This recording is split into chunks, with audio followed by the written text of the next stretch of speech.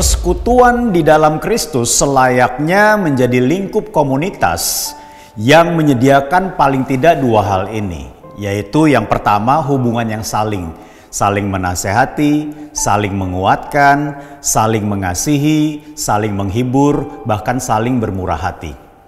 Kemudian yang kedua adalah hubungan karena sehati sepikir. Artinya setiap orang yang berada di dalam komunitas atau persekutuan itu memiliki semangat yang sama untuk bersatu, memiliki semangat yang sama untuk memperjuangkan kesatuan, sehingga tidak ada seorang pun menganggap dirinya lebih penting dari yang lain, tetapi justru sebaliknya menganggap orang lain lebih penting dari dirinya. Nah, inilah yang dikehendaki oleh Kristus dan Rasul Paulus juga kepada gereja di akhir zaman ini.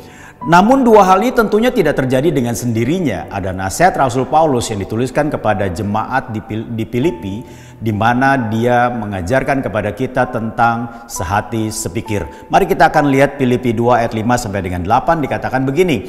Hendaklah kamu dalam hidupmu bersama menaruh pikiran dan perasaan yang terdapat juga dalam Kristus Yesus, yang walaupun dalam rupa Allah tidak menganggap kesetaraan dengan Allah itu sebagai milik yang harus dipertahankan, melainkan telah mengosongkan dirinya sendiri dan mengambil rupa seorang hamba dan menjadi sama dengan manusia. Dan dalam keadaan sebagai manusia ia telah merendahkan dirinya dan taat sampai mati, bahkan sampai mati di kayu salib. Nah, di sini kita bisa melihat selayaknya hal ini juga kita miliki di dalam kehidupan kita, sehingga kita bisa mewujudkan komunitas atau persekutuan yang menjadi berkat, bahkan semakin kuat di tengah-tengah berbagai macam hiruk pikuk yang terjadi dalam dunia ini. Inilah yang selayaknya dimiliki, yaitu sepikiran dan seperasaan dengan Kristus.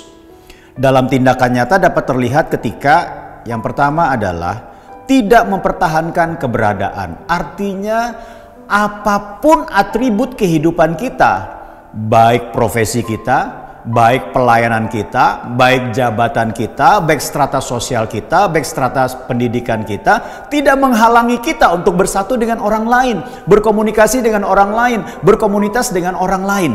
Dan yang kedua adalah belajar merendahkan diri. Artinya apa? Menganggap orang lain lebih penting, memberi diri untuk melayani orang lain, memberi diri untuk menjawab kebutuhan orang lain. Karena kita percaya kita juga diperlengkapi untuk hal yang demikian. Dan yang ketiga adalah mari kita belajar taat kepada kehendak Allah. Artinya apa? Sama seperti Yesus, dia disalibkan padahal dia tidak berdosa, tetapi karena dia tunduk kepada kehendak Allah, dia taat kepada kehendak Allah, maka penyaliban terjadi, penebusan terjadi, keselamatan terjadi bagi kita semua. Ketika kita belajar mentaati kehendak Allah, maka pasti akan membawa dampak dan berkat bagi sesama. Tuhan Yesus memberkati.